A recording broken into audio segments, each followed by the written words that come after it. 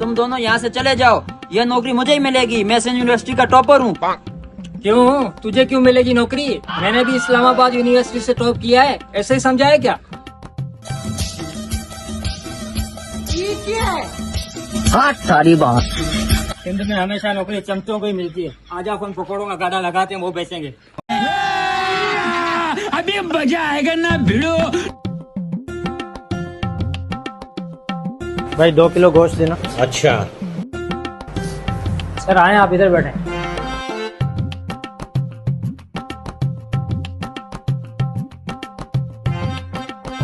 छोटे 2 किलो गोश्त बनाओ अच्छा सा करके। और हमजा एक कड़क चाय लेकर आओ जल्दी से, शाबाश। हाँ सेठ, अभी लेके आया।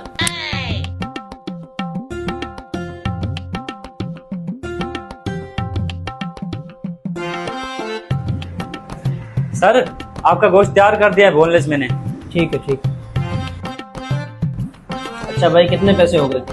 कोई बात नहीं सर, आप गोश्त ले जाएं, रहने दे पैसा। बेटा आपने मुझे इतनी इज्जत दी, मेरी इतनी खिदमत की, और ना मुझसे गोश्त के पैसे ले रहे हो। क्या आप मुझे जानते हो? जी जी सर, आप मेरे उस्ताद हैं। आपको याद है जब एक बार मैंने क्लास में गलती की थी, आपने मुझे क्लास से निकाल दिया था और आपने कहा था तब तक क्लास में नहीं आना जब तक तुम अपने सरपरस्त को साथ नहीं लेकर आते। सर फिर मैं स्कूल से भाग गया था। उसके बाद फिर मैंने एक कसाई के पास छोटी सी दुकान पे काम स्टार्ट किया। ठीक है, समझ जब गया। मैंने काम सीख लिया तो फिर मैंने अपनी दुकान खोली और अब अल्हम्दुलिल्लाह मेरे पास 4 दुकानें हैं और एक मुर्गी फार्म है। उसके बाद मैंने अपना एक शानदार घर भी बना लिया।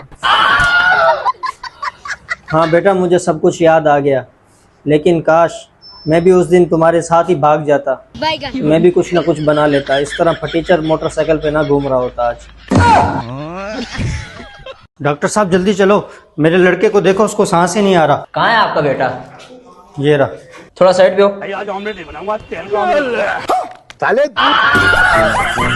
हमजा भाई क्या हाल है? अरे क्या हो गया हमजा भाई?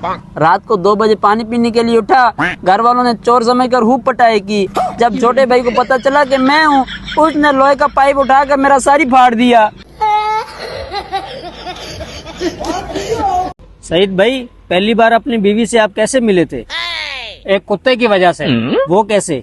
नवीद भाई एक दिन ना असर के बाद मैं अपने कुत्ते को लेकर पार्क में घूम रहा था। अच्छा। मुझे वो मिली, उसने मुझे कहा कि कुत्ता बेचोगे? मैंने इनकार कर दिया। फिर उसने मेरे से मेरा मोबाइल नंबर लिया और फिर हम दोनों अपने अपने घर चले गए। अच्छा फिर क्या हुआ? फिर वो रोजाना फोन करती थी और कुत्ते के बारे में पूछती थी। फिर बातों बातों में हमने एक फैसला किया कि हम दोनों आपस में शादी कर लेते हैं और कुत्ता हम दोनों का हो जाएगा। फिर चंद साल गुजरे, फिर हमारे घर एक लड़की और एक लड़का पैदा हुआ। फिर एक दिन अचानक हमारा कुत्ता मर गया। अच्छा फिर एक दिन मैंने बेगम से पूछा, तुमने मेरे साथ कुत्ते की वजह से शादी की थी और कुत्ता तो मर चुका है, अब क्या तुम मुझे छोड़ दोगी? अच्छा फिर उसने तुम्हें क्या जवाब दिया?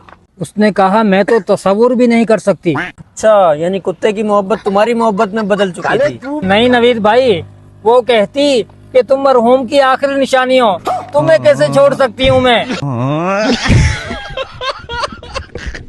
साजिद यार फर्ज कर तेरी शादी हो गई। नहीं ये तो मानने वाली बात ही नहीं है। मेरे से शादी करने वाली अभी तक पैदा ही नहीं हुई। चलो मान लिया, हो गई। फिर दावत तेरे बाप ने देनी थी मुझे। बड़े खतरनाक लोग हैं। चौधरी साहब वक्त की बात है। वो कैसे? जब मैं 7 साल का था गटर में डूब गया और जब मैं 15 साल का हुआ शबनम की मोहब्बत में डूब गया। अब मैं 27 साल का हुआ, सर से लेकर पाँव तक कर्जों में डूब गया हूँ।